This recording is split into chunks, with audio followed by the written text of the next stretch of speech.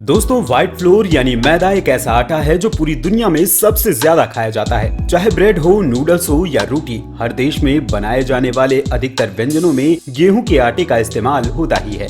अगर आंकड़ों पर नजर डाली जाए तो आज मैदा खाने से होने वाली बीमारियों से पीड़ितों की संख्या डेंगू, मलेरिया और अन्य गंभीर वायरल बीमारियों से भी ज्यादा बढ़ चुकी है। लेकिन ये साधारण सा दिखने वाला सफेद आटा हमारे स्वास्थ्य के लिए इतना खतरनाक कैसे हो सकता है? दरअसल मैदा बनता है गेहूं से, और गेहूं के दाने के ऊपर अगर नजर डाली जाए तो इसके मुख्य रूप से 3 हिस्से होते हैं। सबसे ऊपर होती है इसकी बाहरी सतह, जिसे ब्रैन यानी चोकर भी कहा जाता है। बीच वाला हिस्सा एंडोस्पर्म और निचला हिस्सा जर्म होता है, जो कि अंकुरित होकर बाद में पौधा बनता है। गेहूं health, fat, vitamin B, vitamin E, protein, fibre और कई तरह के मिनरल्स से भरपूर होता है, और ये सभी पोषक तत्व बीज के निचले वाले हिस्से यानी जर्म और ऊपरी चोकर में मौजूद होते हैं। लेकिन यही गेहूं का दाना चक्की और मिलों में पहुंचकर मैदे में कन्वर्ट होता है। बारीक पिसाई की वजह से इसके सबसे महत्वपूर्ण हिस्से जर्म और चोकर पूरी तरह से नष्ट हो जाते हैं। बचता है तो सिर्फ बीच वाले हिस्से एंडोस्पर्म का पाउडर, वो भी बेहद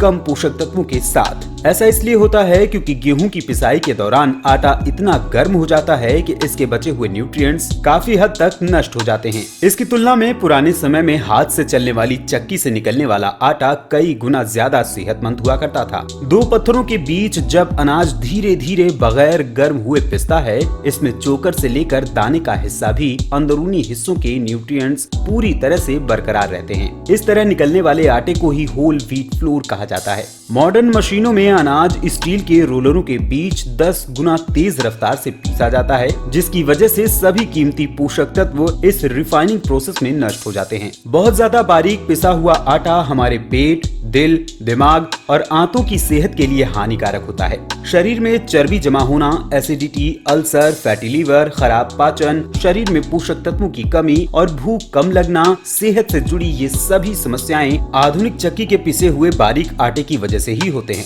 अब अगर देखा जाए तो अनाज का सही लाभ उठाने और सेहतमंद रोटी बनाने के लिए अपने घर में खुद से चक्की लगाकर आटा निकालना तो किसी के लिए संभव बात नहीं है। ऐसे में सवाल उठता है कि फिर आखिर किया क्या जाए? तो सबसे पहले आप मार्केट में मिलने वाला महंगा ब्रांडेड आटा खाना बंद कर दें, क्योंकि सबसे ज्यादा हानिकारक यही होता है। इसके बाद जब भी आप आटा लोकल चक्की वाले से खरीदें तो आटे को हमेशा थोड़ा मोटा और चोकर वाला पिसवा कर ही खरीदें। शुरुआत में जब आप मोटे आटे से बनी हुई रोटियां खाएंगे तो रोटी की बनावट के साथ साथ स्वाद में भी थोड़ा फर्क नजर आएगा। लेकिन जैसे जैसे आप इसकी आदत डालते जाएंगे, वैसे वैसे आपको इसकी वजह से अपनी सेहत में कमाल के फर्क दिखने शुरू हो जाएंगे। मोटा चोकर युक्त आटा शरीर को ज्यादा एनर्जी प्रदान करता है, इससे मोटापा नहीं बढ़ता, ये पचने में भी आसान होता है, और साथ ही साथ शरीर के ब्लड फ्लो और दिल की सेहत के लिए भी अच्छा माना जाता है। आजकल आपने मल्टीग्रेन आटे का भी नाम जरूर सुना होगा। जब भी एक से अधिक अनाज जैसे गेहूं, बाजरा, ज्वार, मक्का, रागी, चना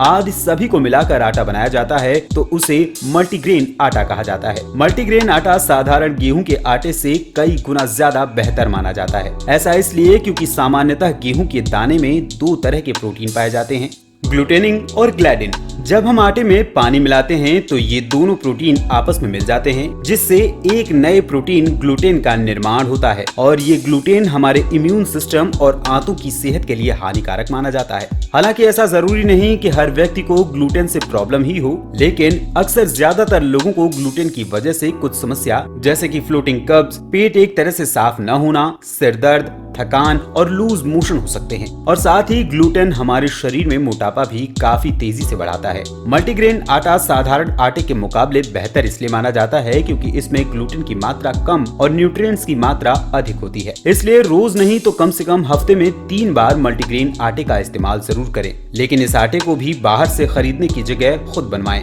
इसकी 2 वजह है। पहली वजह यह है कि पैकेट में मिलने वाले मल्टीग्रेन आटे में किन किन अनाजों का वाकई में इस्तेमाल किया गया है हमें नहीं पता चल सकता, और साथ ही ये आटा भी बहुत ज्यादा बारीक और बिना चोकर का होता है, जिसकी वजह से मल्टीग्रेन होने के बावजूद भी इसमें उतने पोषक तत्व नहीं होते जितने की खुद से बनवाए हुए चोकर वाले मल्टीग्रेन आटे में होते हैं। दूसरी वजह यह है कि पैकेट में मिलने वाले मल्टीग्रेन आटे में सोयाबीन और चने का भी इस्तेमाल होता है, जो कि एक साधारण व्यक्ति के लिए तो फायदेमंद है, लेकिन थायराइड और यूरिक एसिड के मरीजों को सोयाबीन और चने का आटा नहीं खाना चाहिए। जब आप खुद से मल्टीग्रेन आटा बनवाएंगे तो आटा मोटा भी बनवा सकेंगे और साथ ही आपको पता भी होगा कि आटे में कौन कौन से अनाज का इस्तेमाल हुआ है, और अगर किसी अनाज का इस्तेमाल आटे में नहीं करना हो तो आप उसे हटवा भी पाएंगे। अगर आप अपना वजन घटाना चाहते हैं या चाहते हैं कि रोटी खाने पर भी शरीर का वजन न बढ़े तो चोकर युक्त मल्टीग्रेन आटे का ही इस्तेमाल करें, और साथ ही रोटी बनाते समय उसमें ओट्स, फ्लैक्स सीड्स और तिल का भी इस्तेमाल किया जा सकता है।